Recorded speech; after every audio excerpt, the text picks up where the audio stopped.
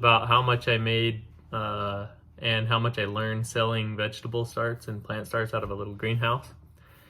So I used a 10 by 20 out sunny greenhouse, or like a cold frame. It's 10 feet by 20 feet, and then it's about 7 feet tall. And I paid $300 for that. And I've sold plant starts for 2 years now, so 2023 and 2024.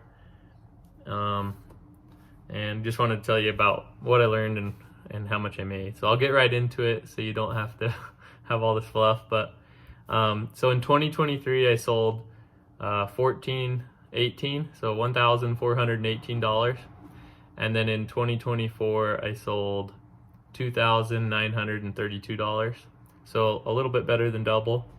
I sold more in 2024, and I think it's because from 2023 I learned what the customers wanted, and then also I had repeat customers and added more variety. So they not only bought what they bought last year, but a few more things, right? So what sold the best of the annuals?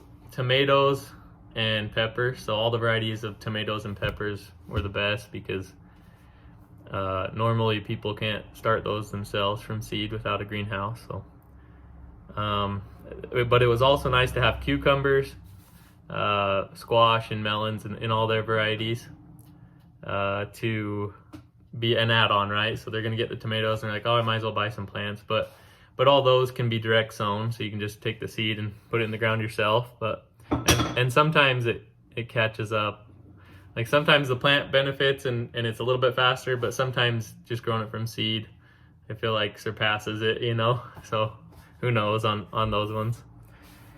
And then on perennials, strawberry plants and raspberry canes sold really well. I have areas of both of those in my garden. So like raspberry canes, they spread underground and then pop up and give you a primo cane, and then some of them fruit on primo cane in the fall. And then some, like last fall, I had some that fruited really late in the fall because we had a warm season on the primo cane, but they normally don't fruit on the primo cane, but they fruit on the flora cane, and in around July 4th or a little earlier. But on the ones I have, I don't even know what variety I got them from my mom, but those are really good. So the raspberry canes, they'd pop up, and when they pop up in where I don't want them, in the areas that I'm growing other stuff, I go and dig all those up and pot them up and then sell those. So it's like free plants, right? They're just popping up, and they spread pretty good on their own. And then the strawberry plants, they spread like crazy. I planted 6 plants on the side of my house. And then by the next year, they filled in the area I wanted. It was probably a 2-foot by 10-foot bed, and they filled that area in. Plus, they started going around the corner where I didn't want them in my flower beds. So I dug up like a 2 foot by 2 foot square is all of where it started spreading where I didn't want it, and I got over 100 plants just from a 2 foot by 2 foot square. It was kind of crazy. So those spread like crazy, and they sell really well. Everybody loves strawberries. Well, most people do. I do. And then strawberries, they wake up early in the greenhouse. So I dig them up in February before they wake up, and then I pot them up and put them in the greenhouse, and they would be perfect for April, May, and have flowers on them and even some big green berries. And that's definitely a selling point. When people are buying them, they see that and want those. I also, on another perennial, I didn't sell grape starts, but I experimented with those, and I took a bunch of grape cuttings and I did about 100 because I wanted to see how many would work and how many wouldn't.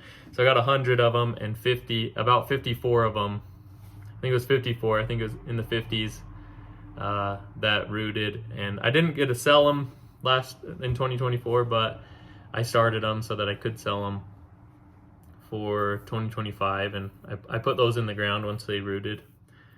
And so grapes, and then so money wise, I made money, and it paid for my greenhouse, my seeds, the pots, the potting soil, and all the supplies I need for starting plants, and like heat mats and all that.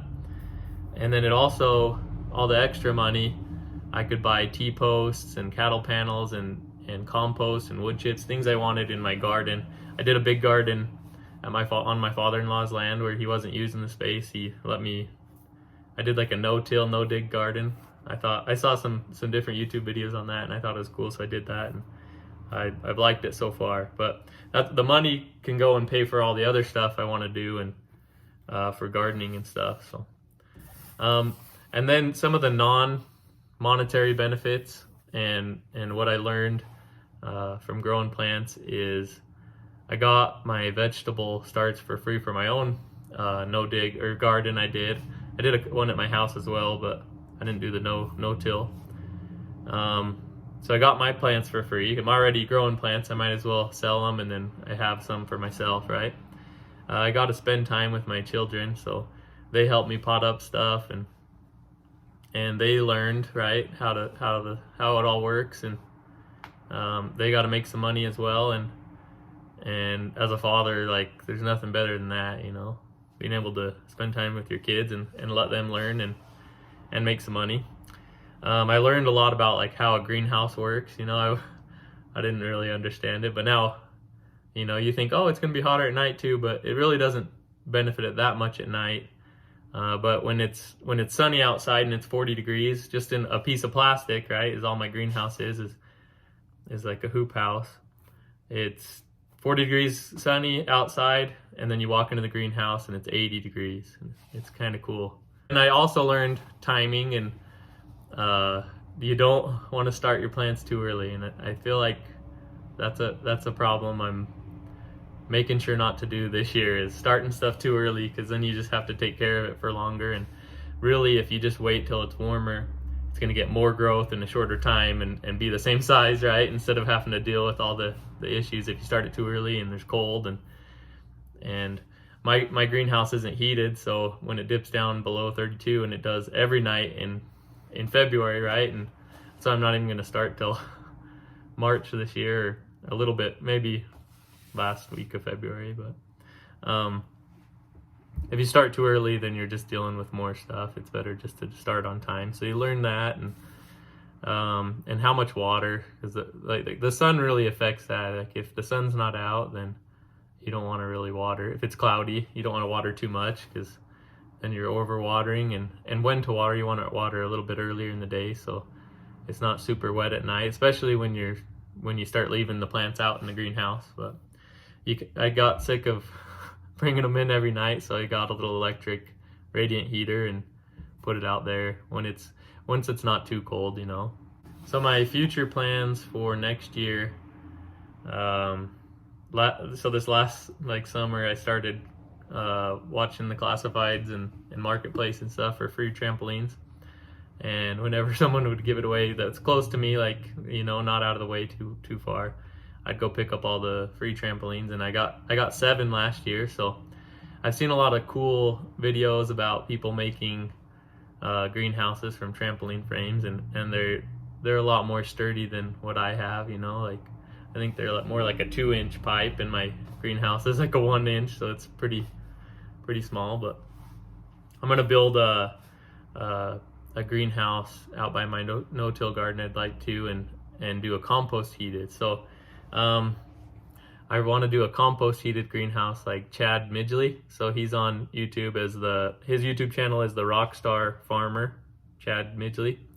I toured his greenhouse in Syracuse. It's been a few years, I can't remember exactly when, but I was inspired, you know, by how cool it was. And he grows citrus, so he doesn't heat it besides the compost, and grows oranges and lemons and all this cool stuff just with the compost. He piles it about 4 or 5 feet high on the outsides, wood chips and all sorts of carbon, and as it's breaking down, it heats the greenhouse, and it was really cool. And if you have time, you should go over and check his YouTube channel out. It's the Rockstar Farmer, Chad Midgley, and it was really cool, and you can tell he just loves what he does, and that's cool.